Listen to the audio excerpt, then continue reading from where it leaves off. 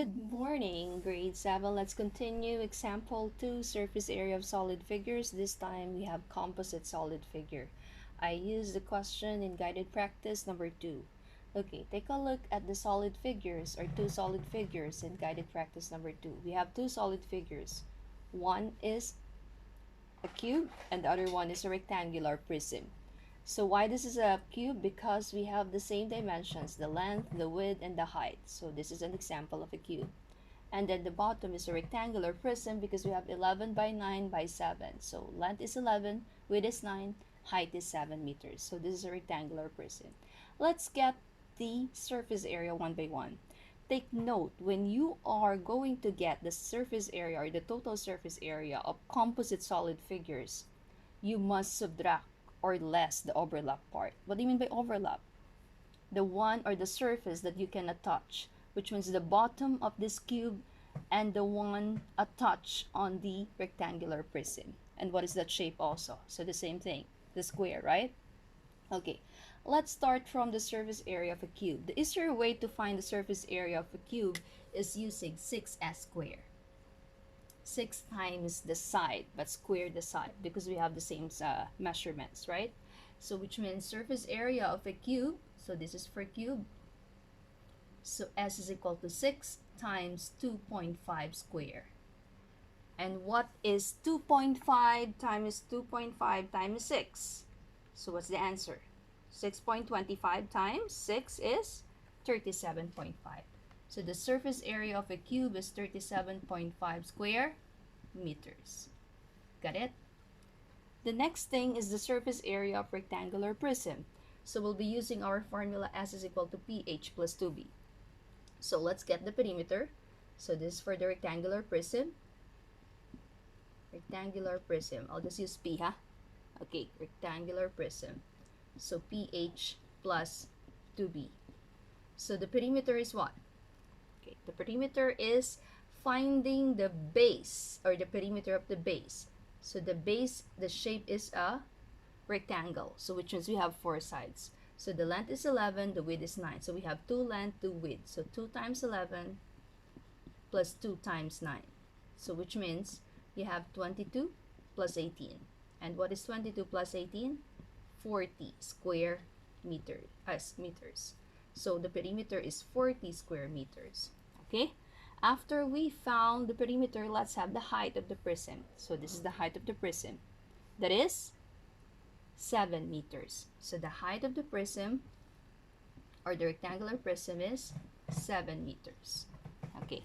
Next, how about the base area? So the base is a rectangle, so we use the formula length times width.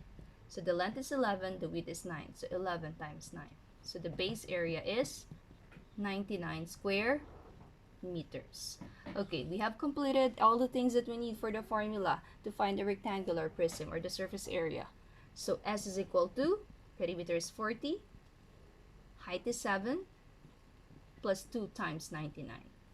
So multiplying 40 times 7 is what? 280. Plus 2 times 99 is what? 198. Then add them together, you will get the surface area of rectangular prism plus 280 plus 198 is equal to 478. 478 square meters. So this is the surface area of rectangular prism.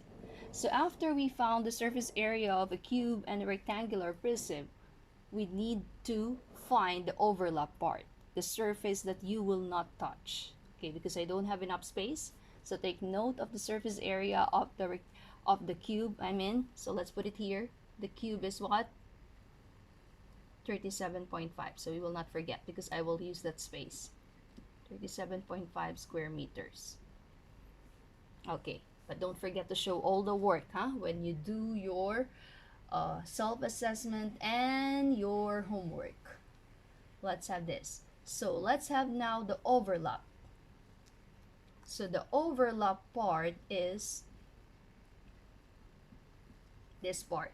And what is the shape of the bottom of this cube? It's a square. Even on the top of the rectangular prism, because this is attached to this. So how many square? How many area? So 2. 1 is on the bottom of the cube and the one that is attached on the rectangular prism. And what is the formula in finding the area of a square? That is S square, right? So which means 2.5 square. But then how many? Times 2, because bottom and the one attached on the rectangular prism. So what is 2.5 square times 2? So what's the answer? That is 12.5. 12.5 square meters. So this is the area of the overlap. So after we find the overlap, we found the surface area of rectangular prism, that is 478.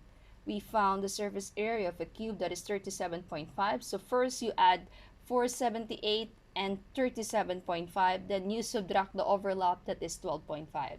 Okay, let's do that one. So let me add now. So what is 478 plus 37.5? What's the total first? So let's add it. 478 plus 37.5 is equal to 515.5 is the total surface area with the overlap.